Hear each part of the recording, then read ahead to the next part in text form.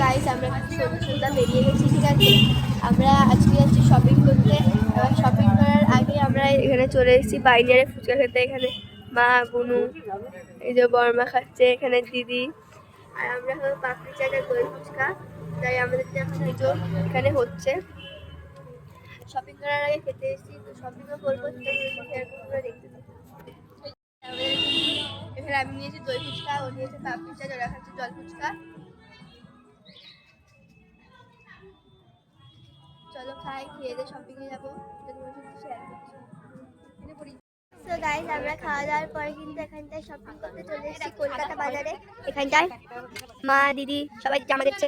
এই যে করি এই বাঘের বাচ্চার জন্য জামা দেখাচ্ছে। ওই এটা পছন্দ করেছে, শীতকালে একটা হাফ প্যান্ট। এই যে এই একটা দেখছে, কেমন লাগছে অবশ্যই কমেন্টে জানাবে। এই যে ওই একটা অবশ্যই জানাবে।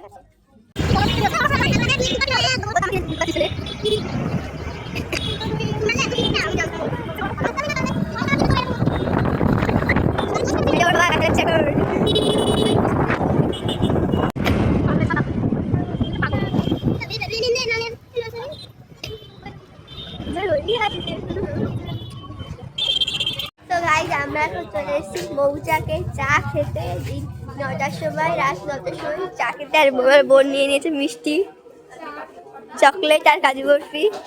আর ও কি বলছে বলে খাবে।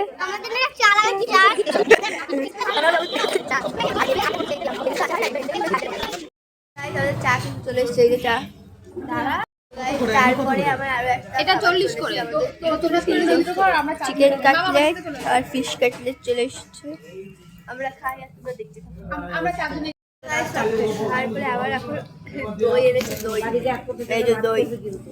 এখন আমরা দই খাবো। আমাদের কিন্তু মৌচাকে খাওয়া দাওয়া কমপ্লিট। আমরা এখন যাবো বাড়ি।